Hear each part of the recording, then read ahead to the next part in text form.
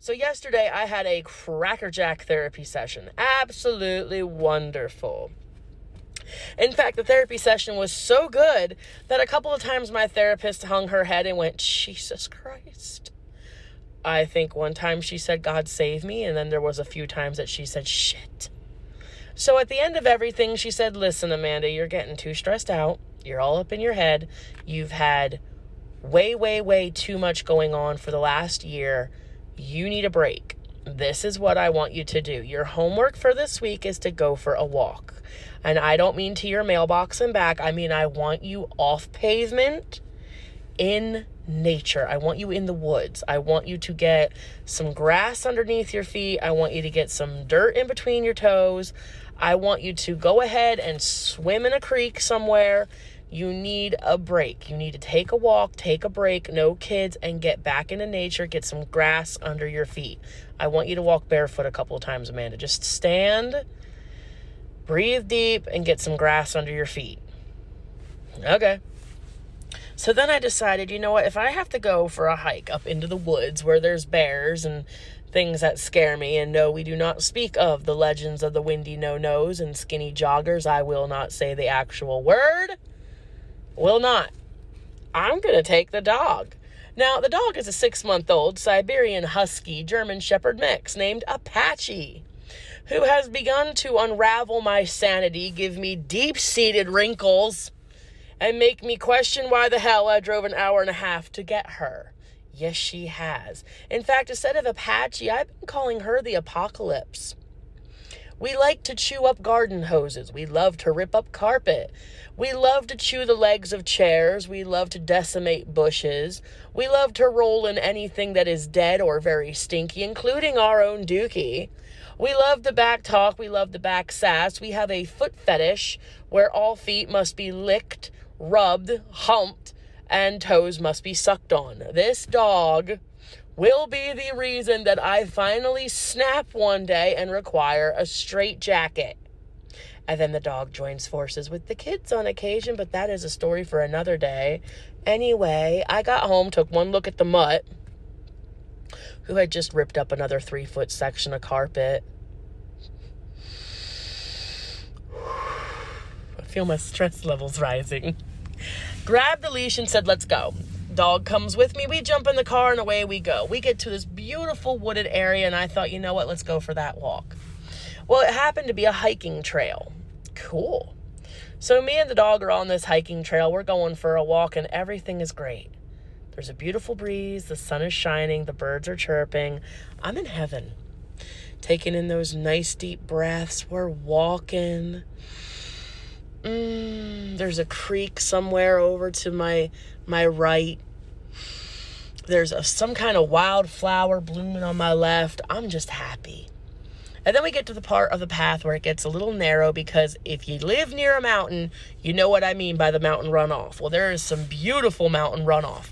And it is a very stinky little bog area with plenty of slime and the screaming holler of horny frogs. Gotta love that. When all of a sudden, out from underneath a log popped a chipmunk. Apache has never seen a chipmunk.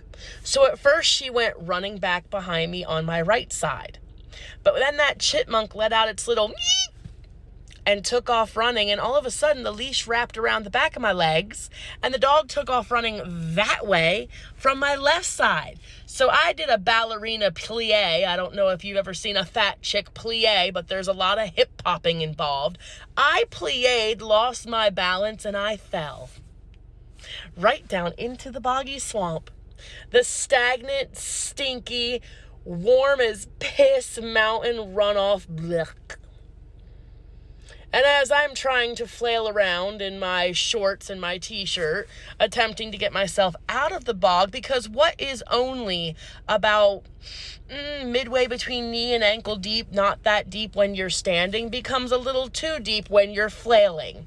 When all of a sudden, as I'm finally sitting up and looking down the path at the dog running, because now she realizes she's free, I realize that there was something in my shorts. So now I'm screaming, flailing around, because all I can picture is snakes, and no, a bullfrog touched my no-no zones. So I jumped up. I'm shaking my legs out. There goes the frog out of my shorts. It's now flying away as fast as it can go. And I look up the path in time to see an old man walking down the trail who does some weird Crocodile Dundee, holds his hand up and says, "Hey!" This dog stops running and looks at him. He slams his walking stick down and goes, and that dog sat. I've crawled out of the bog now. I'm standing on the path, very wet, slimy, and stinky. He reaches down, picks the leash up, walks the dog to me, takes one look at me, and goes, "You're gonna want a shower." And then just keeps walking. It took me about 40 minutes to walk back to my car. Wet shorts and thunder thighs, there was some strong chafe. Strong chafe. I got to the car, put the dog in the car, and I thought my troubles were over. I'm going home. No.